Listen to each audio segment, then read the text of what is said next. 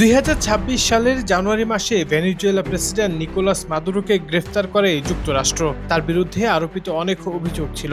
এর মধ্যে একটি ছিল তিনি প্রেসিডেন্ট ডোনাল্ড ট্রাম্পের নাচ নকল করতেন। ডোনাল্ড ট্রাম্প যেটাকে কুৎসিত বলে উল্লেখ করেছিলেন।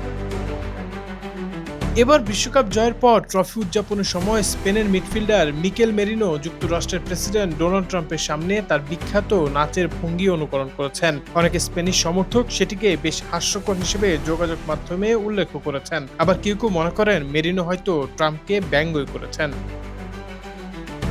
ম্যাচ শেষে ট্রফি তুলে দেওয়ার অনুষ্ঠানে ফিফা সভাপতি জিয়ান্নি ইনফান্তিনো ট্রাম্পকে মঞ্চ ছাড়তে ইঙ্গিত দিলেও তিনি স্প্যানিশ খেলোয়াড়দের সঙ্গে মঞ্চেই থেকে যান। বিষয়টি স্পেন অধিনায়ক এবং গোল্ডেন বলজয়ী রদ্রিরও ভালো লাগেনি। তিনি ট্রাম্পকে সরে যাওয়ার জন্য অনুরোধ করেন, যাতে খেলোয়াড়রা নিজেদের মতো করে শিরোপা উদযাপন করতে পারেন। রদ্রির সেই অনুরোধের পর ট্রাম্প তার পরিচিত YMCA স্টাইলের মুষ্টিবদ্ধ হাত নাড়ানোর নাচ শুরু করেন। স্পেন দলের কয়েকজন খেলোয়াড়, বিশেষ করে ভিক্টর মুনিওজ ও নিকো উইলিয়ামসের মুখে তখন বিরক্তির স্পষ্ট ছাপ দেখা যায়। তবে মিকেল মেরিনোর প্রতিক্রিয়া ছিল ভিন্ন।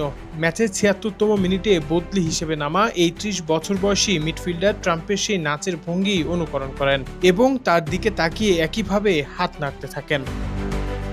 এখন অপেক্ষা ডোনাল্ড ট্রাম্প কোন সময়ে ট্রুথ সোশ্যালে এ নিয়ে লেখেন। তবে মাদুরোর মতো মরিনো হয়তো কুৎসিত নাচ নাচেনি।